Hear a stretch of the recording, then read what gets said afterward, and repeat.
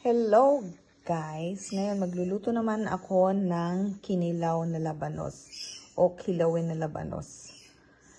So iba yung kilawin na labanos sa amin o kinilaw na labanos. Niluluto namin siya. Pero gumagawa rin kami nung sariwa. But this time gagawa ko ng kinilaw o kilawin pero lulutuin ko siya. So kailangan lang natin ay horseradish or labanos. Meron ako dito na chop na pork belly. And then we're going to use sugar, salt, vinegar, and pepper. So, samahan niyo ako magluto. So, ngayon mainit na yung ating frying pan.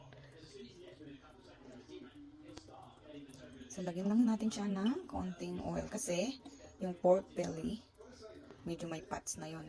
So, magpo-produce na yon ng kanyang natural oil.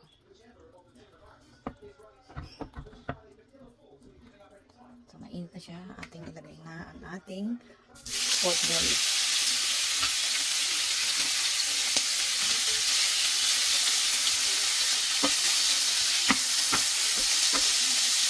Hintay lang namin siya maging golden brown. And after that, we can use food.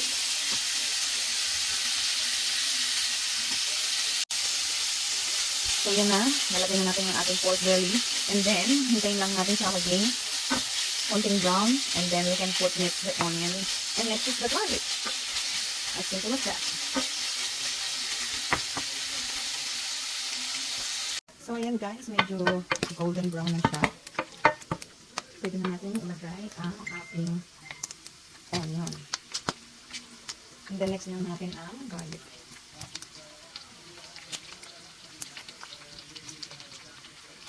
So, ayan guys, medyo golden brown na siya.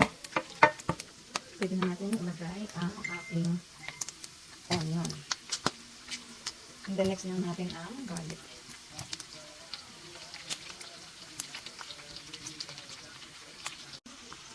So, ayan guys, nalagay na din natin yung ating garlic o bawang. Hintayin lang natin maluto ng konti. And then, next na natin ilalagay yung radish o labanos. So, ito pwede nyo itong store ng matagal kasi meron siyang vinegar. So, habang tumatagal siya, lalong sumasarap.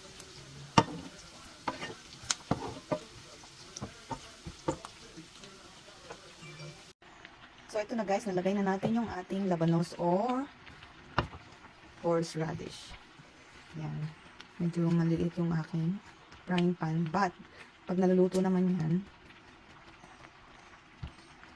magkakatsa rin yan. Alright. So, yan guys, medyo naiba na ng konti yung texture niya, kaya nilagyan ko na siya ng pepper. Isa yan sa pampalasa dito sa ating kinilaw na labanos. So, yan guys, pwede na natin siyang lagyan ng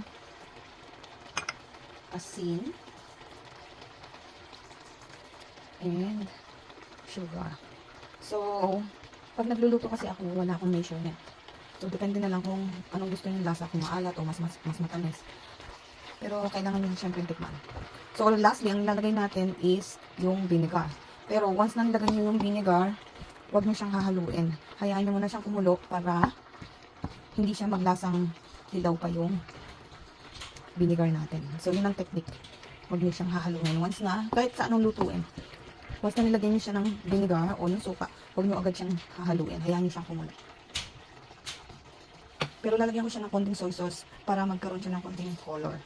Alright? So, yan guys, makikita nyo, nag-iba na yung color niya kasi nilagyan ko din siya ng soy sauce. And I used brown sugar. Ngayon, lalagyan ko na siya ng vinegar, pero, as I've said, huwag nyo siyang hahaluin once na nilagay nyo yung vinegar. So, depende na lang sa inyo kung gaano kaasim ang gusto nyo. But, it's supposed to be, taste like salty, sweet, and sour. So, let's go and put the vinegar.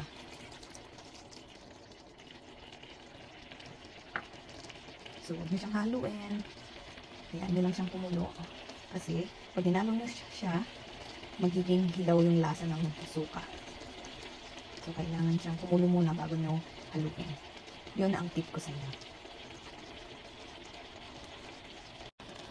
So, ayan guys, kumukulo na siya. So, this time, pwede na natin siyang haluin.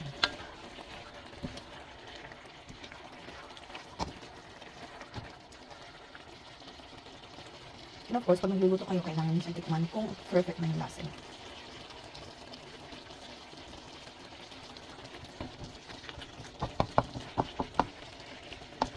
So, yun guys.